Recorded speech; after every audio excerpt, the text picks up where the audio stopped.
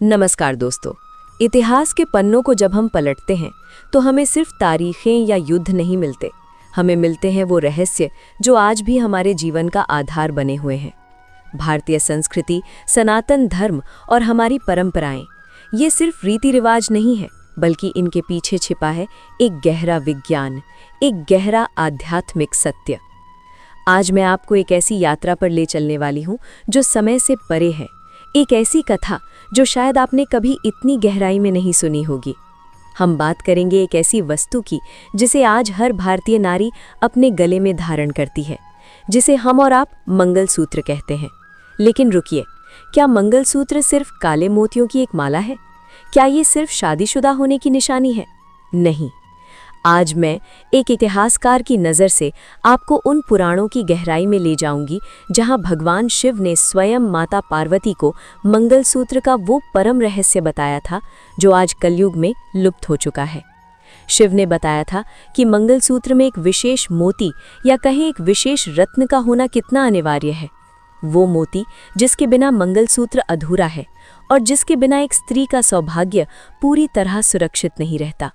वो कौन सा मोती है, ये जानने के लिए आपको मेरे साथ इस पूरी कथा के अंत तक चलना होगा। लेकिन उस रहस्य तक पहुंचने से पहले हमें ये समझना होगा कि ये चर्चा शुरू कैसे हुई। आखिर क्यों ब्रह्मांड के रचयिता को एक धागे और मोती के बारे में इतना गहरा ज्ञान देना पड़ा। तो चलिए अपनी आंखों को बंद कीजिए और मेरे शब्दों के साथ चलिए उस स्थान पर जो इस सृष्टि का केंद्र है, जहां समय भी अपनी गति धीमी कर देता है। हम चल रहे हैं कैलाश पर्वत की ओर। कल्पना कीजिए, चारों तरफ बर्फ की सफ़ेद चादर बिछी हुई है। हवाओं में एक ऐसी ठंडक है जो हड्डियों को नहीं बल्कि आत्मा को छू जाती है। सन्नाटा इतना गहरा है कि आप अपनी ही धड़कन सुन सकते हैं, लेकिन उस सन्नाटे में भी एक निरंतर ध्वनि गूंज रही है, ओम ओम। ये ध्वनि किसी इंसान के गले से नहीं बल्कि कैलाश की हवाओं से, वहाँ के कण कण से निकल रही है। ये वो स्थान है जहाँ देवाधिदेव महादेव भगवान शिव अपनी ध्यान में लीन रहते हैं। उनकी जटाओं से बहती गंगा की कलकल ध्वनि उस शांति को और भी दिव्य बना रही है। और उन्हीं के समीप एक शिला पर विराजमान है शक्ति स्वरूपा जगत जननी माता पार्वती। माता पार्वती जो सिर्फ शिव की अर्धांगिनी नहीं है बल्कि इस समस्त संसार की माँ भी हैं। और एक माँ का हृदय कभी शांत नहीं रह सकता जब उसकी संतानें दुखी हों। उस दिन कैलाश का वातावरण कुछ अलग था। भगवान शिव अपनी समाधि से बाहर आ चुके थे और मंद मंद मुस्कुराते हुए क्षितिज की ओर देख रहे थे। लेकिन माता पार्वती के चेहरे पर चिंता की लकीरें थीं। वो शांत थीं, लेकिन उनका मन विचलित था। इतिहास गवाह है कि जब जब माता पार्वती का मन विचलित हुआ है, तब तब संसार को एक नया ज्ञान प्राप्त हुआ है। माता पार्वती की दृष्टि कैलाश की ऊंचाइयों से निकलकर सीधे मृत्युलोक यानी हमारी धरती पर टिकी हुई थी। एक इतिहासकार के रूप में जब मैं उन पुराने ग्रंथों का अध्ययन करता हूँ तो पता चलता है कि माता उस दिन क्या देख रही थी। वो देख रही थी स्त्रियों के जीवन को। उन्होंने अपनी दिव्य दृष्टि से देखा कि धरती पर एक घर में एक नवविवाहिता स्त्री है। उसके हाथों की मेहंदी अभी भी लाल है, माथे का सिंदूर चमक रहा है, गले में मंगलसूत्र है। वो बहुत खुश है। उसका पति पूरी तरह स्वस्थ है। घर में धन धान्य की कोई कमी नहीं है। उसका जीवन स्वर्ग जैसा है। लेकिन ठीक उसी समय माता की दृष्टि एक दूसरे घर पर पड़ी। वहाँ भी एक स्त्री है। उसने भी मंगलसूत्र पहना हुआ है। वो भी पूजा पाठ करती है। ईश्वर में उसकी भी उतनी ही आस्था है। लेकिन उसके जीवन में सिर्फ और सिर्फ अंधकार है। उसका पति हमेशा बीमार रहता है। घर में क्लेश है। उसका मंगलसूत्र उसके गले में है, पर उस मंगलसूत्र की शक्ति उसके सौभाग्य की रक्षा नहीं कर पा रही है। माता पार्वती का हृदय ये देखकर द्रवित हो उठा। उन्होंने देखा कि धरती पर लाखों स्त्रियां हैं जो मंगलसूत्र को अपने सुहाग की रक्षा के लिए पहनती हैं, लेकिन फिर भी उनके जीवन में दुर्भाग्य का साया मंडराता रहता है। कुछ स्त्रियों का सुहाग अखंड रहता है, जबकि कुछ को वैधव्य का दुख झेलना पड़ता है, जबकि दोनों ने ही समान रूप से मंगलसूत्र धारण किया हुआ है। आखिर ये भेदभाव क्यों? क्या उस काले धागे में कोई कमी है या उसे पहनने के तरीके में कोई भूल हो रही है? ये प्रश्न माता पार्वती के मन में एक तूफान की तरह उमड़ने लगा। वो जानती थी कि इस प्रश्न का उत्तर सिर्फ एक ही व्यक्ति दे सकता है, वो जो काल के भी महाकाल हैं, वो जिन्होंने मृत्यु को भी जीत लिया है। माता पार्वती धीरे धीरे अपने स्थान से उठी। उनके चलने से उनके पायलों की रुंझुन आवाज ने कैलाश की शांति में एक मधुर संगीत घोल दिया। वो भगवान शिव के समीप पहुंची। नंदी और अन्य गण जो दूर खड़े थे समझ गए कि आज माँ पिता से कोई गंभीर प्रश्न पूछने वाली हैं। माता पार्वती ने हाथ जोड़कर भगवान शिव को प्रणाम किया। शिवजी ने अपनी आंखें खोलीं। उनकी आंखों में करुणा का सागर था। उन्होंने अपनी अर्धांगिनी को देखा और बिना कुछ कहे ही उनके मन की व्यथा को समझ गए। महादेव अपनी गंभीर और शांत आवाज में बोले, उमा, आज तुम्हारा चित्त शांत नहीं है। तुम धरती की ओर देख रही थी और तुम्हारी आंखों में मैंने अपनी पुत्रियों के लिए वेदना देखी। बताओ प्रिय, तुम्हारे मन में क्या प्रश्न है? माता पार्वती ने कहा, हे प्राणनाथ, आप अंतर्यामी हैं, आप सब जानते हैं। नाथ, मैंने अभी अभी धरती लोक का भ्रमण अपनी दृष्टि से किया। मैंने देखा कि स्त्रियां अपने पति की लंबी आयु और सौभाग्य के लिए मंगलसूत्र धारण करती हैं। वे इसे अपना सबसे बड़ा रक्षक कवच मानती हैं। परंतु प्रभु, फिर ऐसा क्यों है कि वही मंगलसूत्र कुछ स्त्रियों को सौभाग्य देता है, लेकिन कुछ स्त्रियों के जीवन से दुखों के बादल नहीं हटते? मैंने देखा है कि कई स्त्रियां मंगलसूत्र पहनने के बाद भी दुर्भाग्य का शिकार हो जाती हैं। क्या उनकी भक्ति में कमी है, या? माता पार्वती एक क्षण के लिए रुकी और फिर बहुत ही गंभीरता से पूछा, या फिर प्रभु, उस मंगलसूत्र को धारण करने की विधि में हमसे कोई ऐसी भूल हो रही है जिसका ज्ञान उन्हें नहीं है? क्या उस सूत्र में किसी विशेष ऊर्जा की कमी रह जाती है? भगवान शिव ये सुनकर मुस्कुराए। ये मुस्कान रहस्यमयी थी, मानो वे सदियों से इसी प्रश्न की प्रतीक्षा कर रहे थे कि कब जगत जननी ये सवाल करे और कब वे संसार को ये गुप्त ज्ञान दें। शिवजी ने कहा, हे पार्वती, तुमने अत्यंत गूढ़ प्रश्न किया है। ये प्रश्न केवल आज की स्त्रियों के लिए नहीं, बल्कि आने वाले कलयुग तक की समस्त नारी जाति के कल्याण के लिए है। सुनो उमा, मंगलसूत्र केवल एक आभूषण नहीं है, ये शिव और शक्ति के मिलन का प्रतीक है। ये ब्रह्मांड की उन ऊर्जाओं का बंधन है जो दो आत्माओं को एक करती हैं। परंतु पार्वती, धरती के मनुष्य, विशेषकर कलयुग के प्रभाव में, इसके मूल विज्ञान को भूल जाएंगे। वे इसे केवल सोने और काले मोतियों का हार मान बैठेंगे। वे ये भूल जाएंगे कि यंत्र, मंत्र और तंत्र की तरह ही आभूषणों का भी अपना एक विज्ञान होता है। यदि कवच में एक भी कड़ी ढीली हो तो शत्रु का बाण शरीर को भेद देता है। ठीक उसी तरह मंगलसूत्र में यदि वो एक विशेष मोती या वो तत्व न हो जो नकारात्मक ऊर्जाओं को सोख सके और सकारात्मक ऊर्जा को पति के प्राणों तक पहुंचा सके, तो वो मंगलसूत्र मात्र एक धागा रह जाता है, रक्षा कवच नहीं बन पाता। माता पार्वती ने आश्चर्यचकित होकर पूछा, प्रभु, ऐसा कौन सा विशेष मोती है? मैंने तो देखा है कि स्त्रियां सोने के पेंडेंट और काले मोती पहनती हैं। क्या इसके अलावा भी कुछ है जो अनिवार्य है? भगवान शिव ने अपना डमरू एक तरफ रखा और पद्मासन में व्यवस्थित होते हुए बोले, हाँ गौरी, एक ऐसा रत्न, एक ऐसा मोती है जिसे मंगलसूत्र के मध्य में या उसके साथ गूंथना अनिवार्य है। यदि वो न हो तो ग्रहों की वक्र दृष्टि, विशेषकर शनि और राहु का कुप्रभाव सीधे स्त्री के सुहाग पर पड़ता है। लेकिन वो मोती कौन सा है, ये बताने से पहले तुम्हें ये समझना होगा कि मंगलसूत्र का जन्म कैसे हुआ और ये काम कैसे करता है। मैं तुम्हें एक अत्यंत प्राचीन कथा सुनाता हूँ जो सतयुग के आरंभ में घटी थी।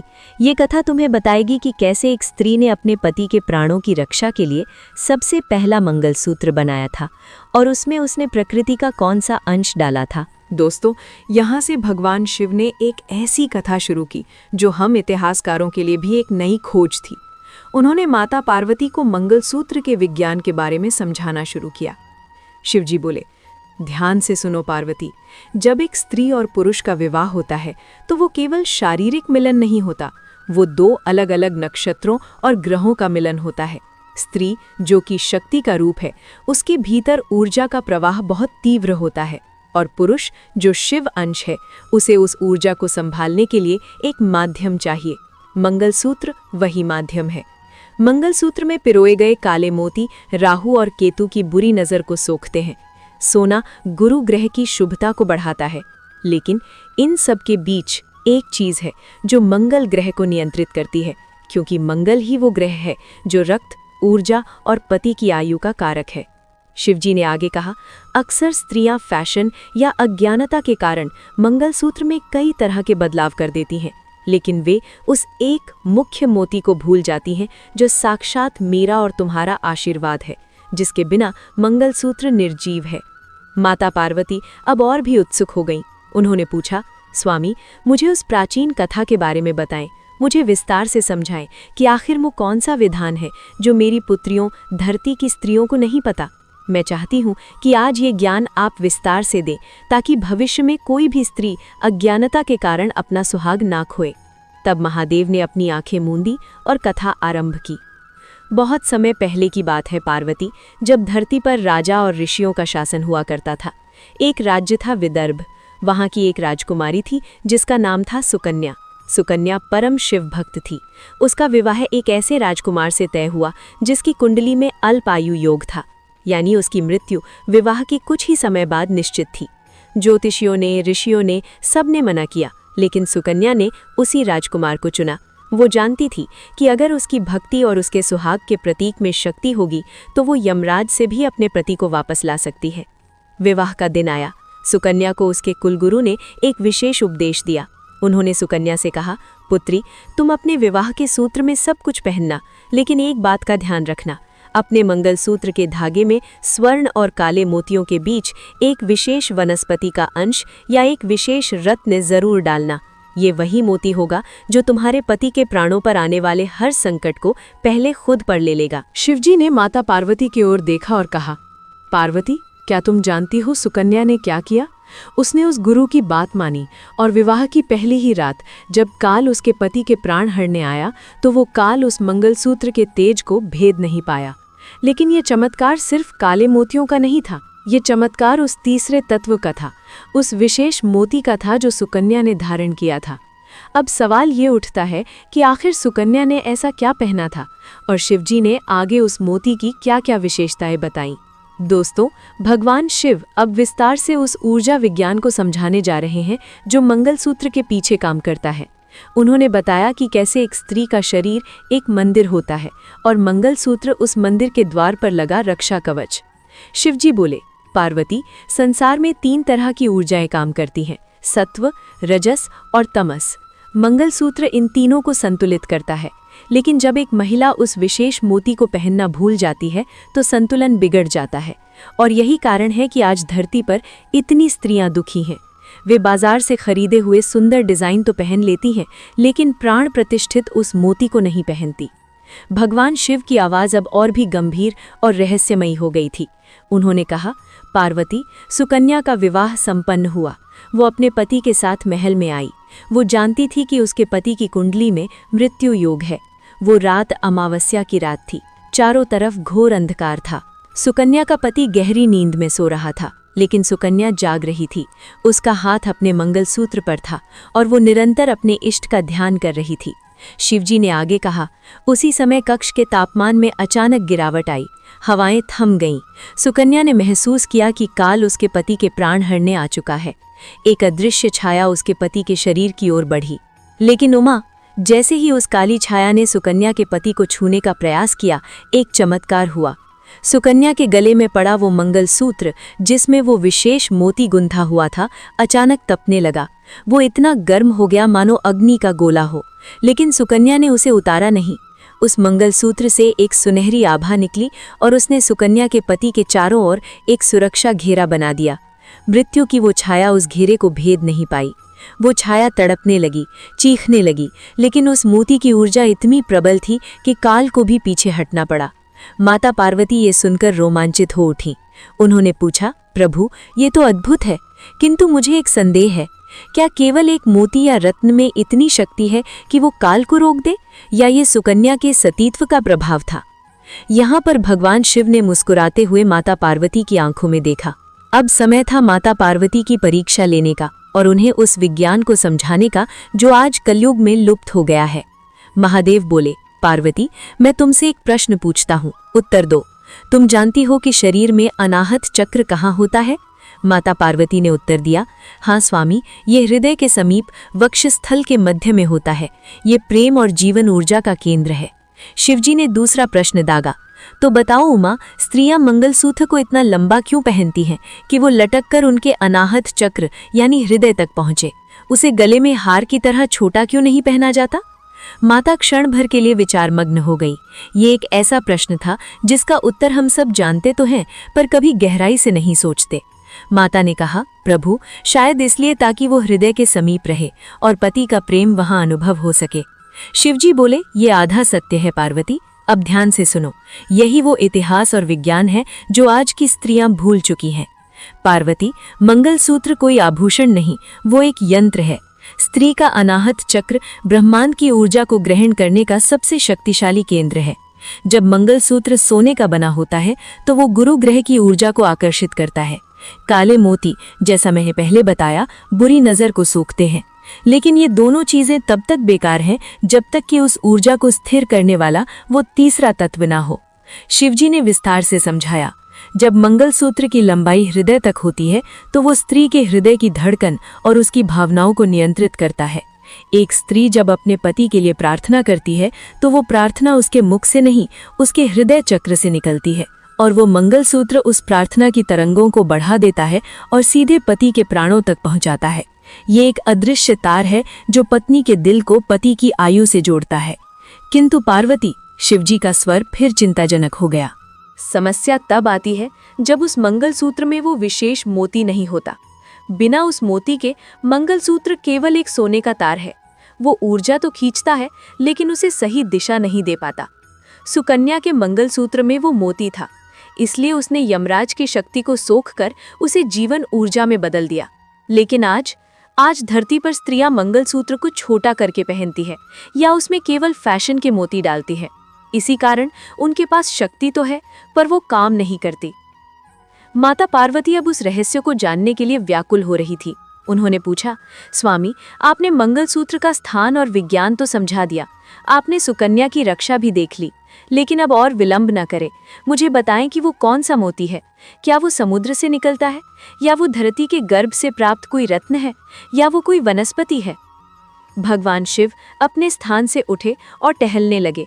कैलाश की हवाएं उनके चलने से और भी सुगंधित हो गईं।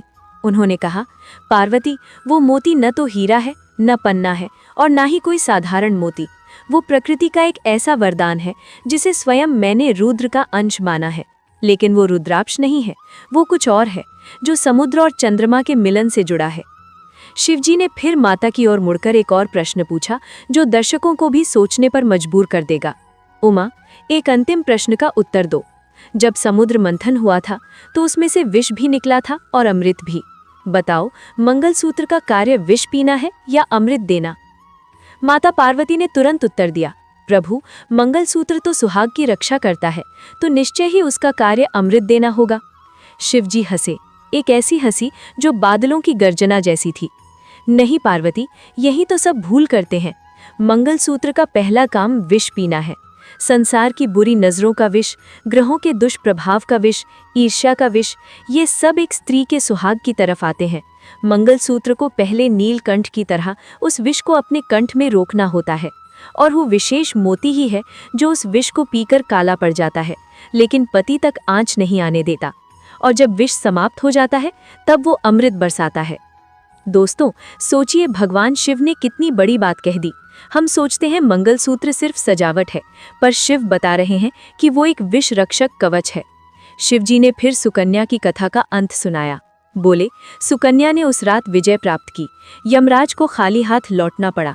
यमराज ने जाते जाते सुकन्या से कहा था, हे देवी, तुम्हारे सतीत्व से अधिक तुम्हारे गले में लटके इस सिद्ध मोती ने मुझे परास्त किया है। ये मोती जब तक तुम्हारे कंठ में है, तुम्हारे पति की अकाल मृत्यु असंभव है। शिवजी वापस अपनी शिला पर बैठ गए। अब समय आ गया था उस अंतिम रहस्य को खोलने का। उन्होंने माता पार्वती की आंखों में देखते हुए कहा, तो सुनो गौरी, अब मैं तुम्हें उस मोती का नाम बताता हूँ, उसकी पहचान बताता हूँ, और ये भी बताता हूँ कि कलयुग की महिलाओं को उसे कैसे और कब धारण करना चाहिए, क्योंकि यदि विधि गलत हुई तो फल नहीं मिलेगा। भगवान शिव ने एक गहरी सांस ली। उनकी आंखों में सूर्य जैसा तेज और चंद्रमा जैसी शीतलता एक साथ थी।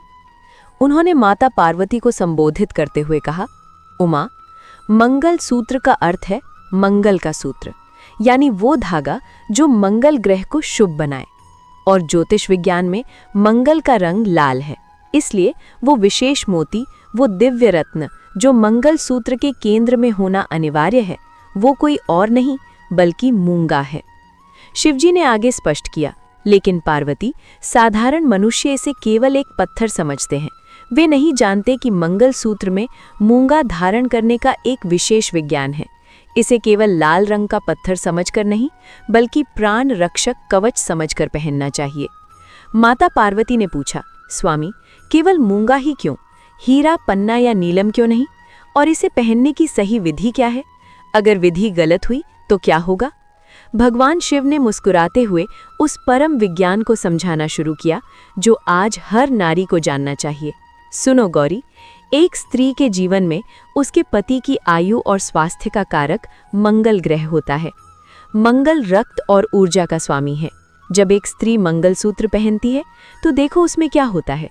सोना, ये गुरु ग्रह है जो ज्ञान और सुख देता है। काले मोती, ये शनि और राहु है जो बुरी नज़र को रोकते हैं। लेकिन यदि मंगलसूत्र में केवल सोना और काले मोती हों तो मंगल ग्रह का प्रतिनिधित्व कौन करेगा?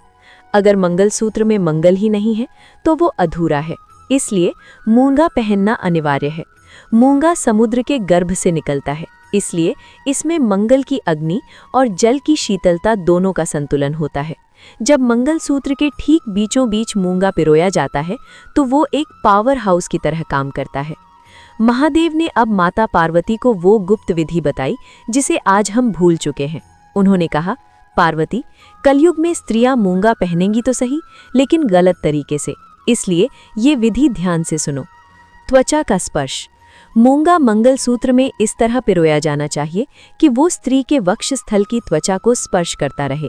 यदि वो सोने में मढ़ा हुआ है और पीछे से बंद है तो वो काम नहीं करेगा। उसे शरीर को छूना चाहिए।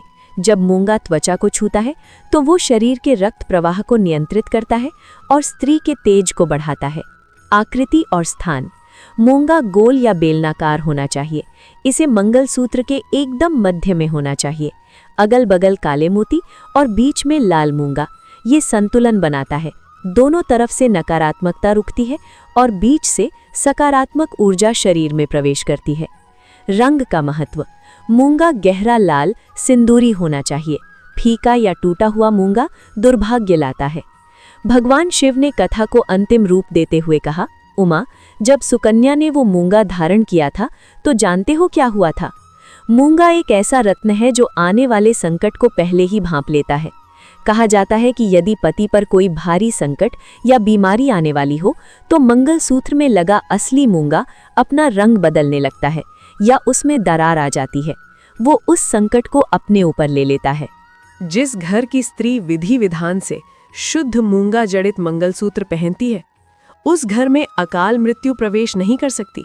वो मूंगा स्त्री के मांगलिक दोष को भी शांत कर देता है। जो स्त्रियां बहुत जल्दी क्रोधित हो जाती हैं या तनाव में रहती हैं, ये मूंगा उनके मन को शांत करता है, जिससे ग्रह कलेश नहीं होता। और जहां ग्रह कलेश नहीं, वहीं तो लक्ष्मी का वास है। यही तो सौभाग्य है। माता पार्वती ये सुनकर अत्यंत प्रसन्न हुई। उन्होंने भगवान शिव को नमन किया और कहा, हे नाथ, आज आपने मेरी पुत्रियों, संसार की स्त्रियों को सुरक्षा का सबसे बड़ा उपहार दिया है। मैं वचन देती हूँ कि जो भी स्त्री श्रद्धा भाव से इस विज्ञान को समझकर अपने मंगलसूत्र में मूंगा धारण करेगी, मैं स्वयं अखंड सौभाग्यवती होने का वरदान उसे दूंगी। तो दोस्तों, ये था वो रहस्य जो कैलाश पर्वत पर खुला था। इतिहासकार के रूप में मैंने कई प्राचीन मूर्तियों और चित्रों का अध्ययन किया है। आप देखेंगे कि पुराने ज़माने में हमारी दादी नानी जो मंगलसूत्र पहनती थीं, उसमें बड़े बड़े लाल मूंगे ज़रूर होते थे। वे शायद विज्ञान नहीं जानती थीं, लेकिन वे परंपरा जानती थीं। आजकल फैशन के दौर में हम डायमंड पेंडेंट पहनते हैं, आर्टिफिशियल मोती पहनते हैं, लेकिन उस रक्षक मूंगे को हटा देते हैं। और शायद यही कारण है कि आज रिश्तों में वो मजबूती और स्वास्थ्य में वो चमक नहीं रही। तो इस कहानी का सार यही है, मंगलसूत्र सिर्फ एक गहना नहीं, एक जिम्मेदारी है। अगर आप या आपके घर की कोई भी स्त्री मंगलसूत्र धारण करती है तो एक बार चेक कीजिए, क्या उसमें वो लाल रंग का प्राण तत्व है? अगर नहीं तो आज ही उसे शामिल कीजिए। याद रखिए, भगवान शिव ने कहा था, काला मोती नजर रोकता है, सोना ज्ञान बढ़ाता है, लेकिन मूंगा सुहाग की रक्षा करता है। उम्मीद है भगवान शिव और माता पार्वती का ये संवाद आपके जीवन में एक नया प्रकाश लेकर आएगा। हम फिर मिलेंगे इतिहास के किसी और पन्ने को पलटने के लिए, किसी और रहस्य को जानने के लिए।